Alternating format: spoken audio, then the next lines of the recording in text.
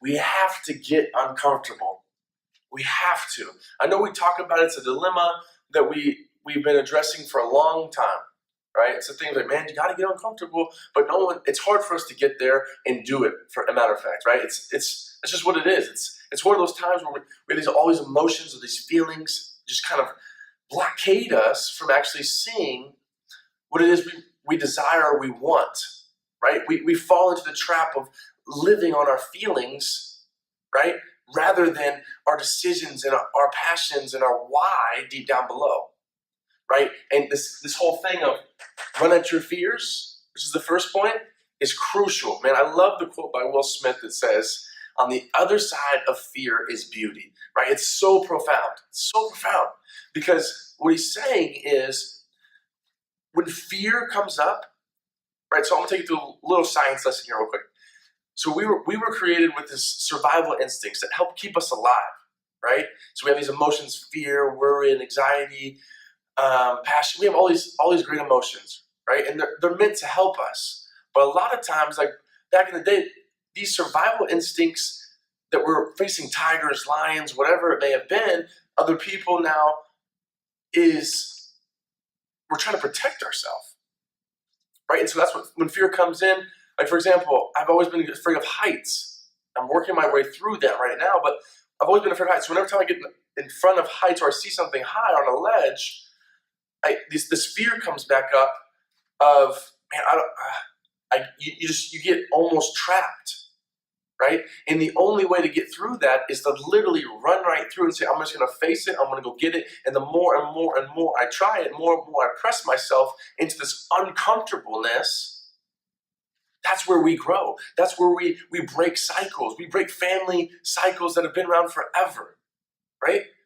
So in order for us to see beauty in our life as far as what we've always envisioned ourselves doing, we have to sometimes break through those fears that we have, right?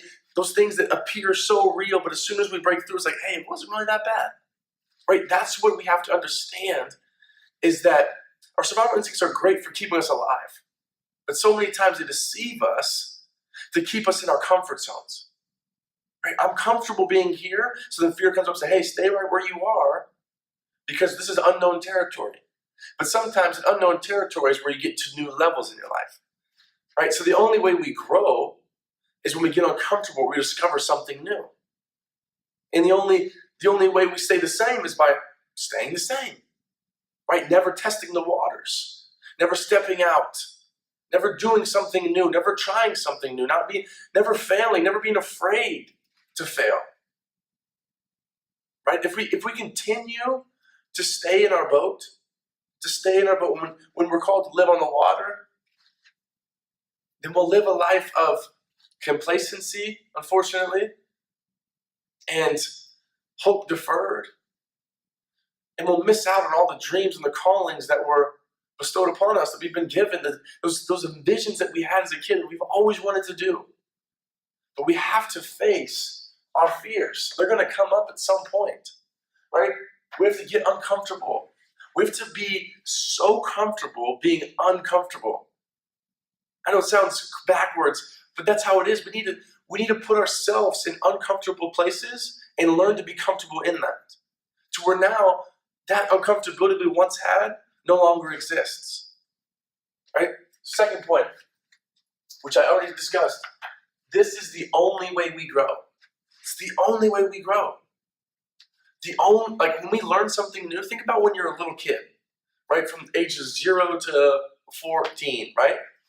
We're always discovering something new. We're always eager. We're always trying. We're imaginative of all these little things. And then when we reach about 14, 15, whatever, 16, whoever, depending on where you're at in life and how you think, we will try to fit into the status quo. Oh, this is where most humans reside, right? This is what most people do, and we fit in, right? Because now this is the comfort level of most people. I'm going to fit in. I'm going to be comfortable because we're always seeking comfortability. That's what we have to understand. We're programmed to seek comfortability.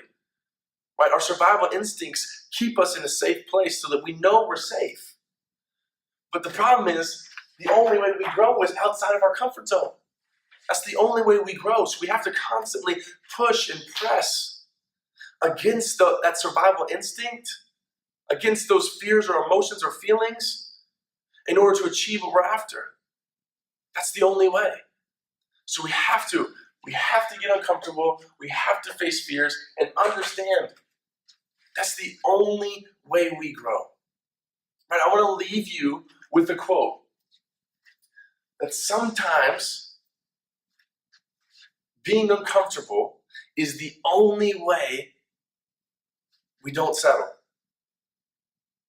Right? I want to say it again. Sometimes the only way we don't settle is by getting uncomfortable.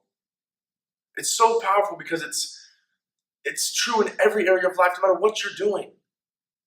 Beyond your comfort zone is where your potential really resides. So go after it, man. I challenge you, go after it. Face your fear. Face your fear. Easy step to take, find someone that's not afraid of it. See what they do, how they think, how they envision themselves doing things in that moment. Right? We gotta start patterning ourselves. I'm gonna get real practical here, right? So let's say you have a fear of speaking, right? Or public speaking. Well, find someone that's great at public speaking and then enjoys it, that's good at it. Find out how he thinks about it. Right? I guarantee he's not, man, all these people looking at, I guarantee he's not thinking about that. He's thinking about how can he empower?